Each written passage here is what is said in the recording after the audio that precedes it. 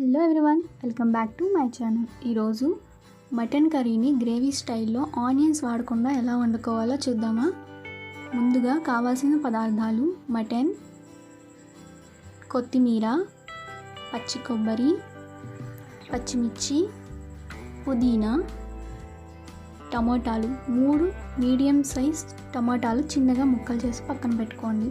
తర్వాత అల్లం వెల్లుల్లి, జీలకర్ర, ధనియాలు, దాల్చిన చెక్క, యాలకులు, లవంగాలు,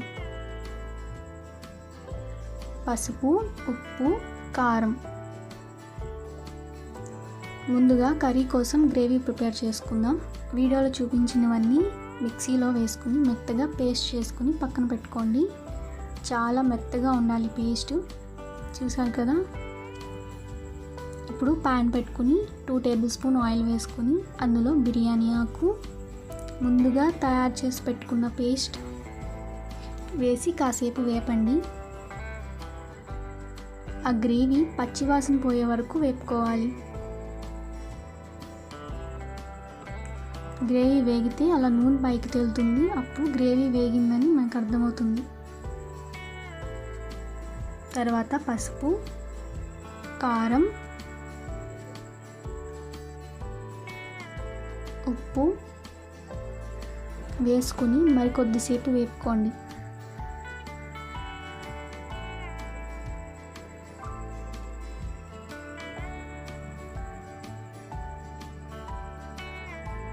కొంచెం వాటర్ వేయండి, అవన్నీ బాగా వేగుతాయి అడుగు పట్టేయకుండా. వేగిపోయిన తర్వాత ముందుగానే కడిగి శుభ్రం చేసుకున్న మటన్ వేసేయండి. మటన్ వేసి కొంచెం సేపు వేపుకోండి, తిప్పుతూ వేపుకోండి, అడుగంటకుండా ఉంటుంది. మూత పెట్టేసి పక్కన ఉంచేయండి. తర్వాత మటన్లో ఉన్న వాటర్ అంతా బయటకు రావడం స్టార్ట్ అవుతాయి కదా, ఆ వాటర్లో మటన్ ఉడికిపోతుంది. మటన్ ఉడికిపోయి దగ్గరకు వచ్చేసిన తర్వాత 2 గ్లాస్ హాట్ వాటర్ వేసుకోండి. వాటర్ మరగటం స్టార్ట్ అయిన తర్వాత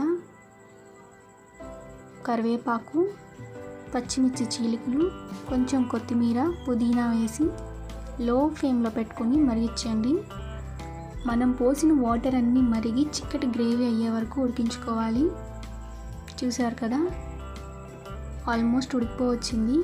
నూనె పైకి తేలుతుందంటే వస్తుంది అని అర్థం.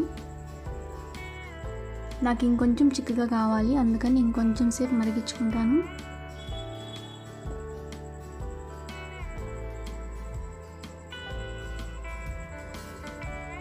చూసారు కదా, చాలా ఈజీగా ఎలా చేసుకోవాలో. అంతేనండి. మీకు కావాలంటే ఫైనల్ టచ్గా కొంచెం పుదీనా, కొత్తిమీర కూడా వేసుకోండి. ఈ వీడియో కనుక మీకు నచ్చితే లైక్ చేసి షేర్ చేయండి. అన్నట్టు సబ్స్క్రైబ్ చేసుకోండి.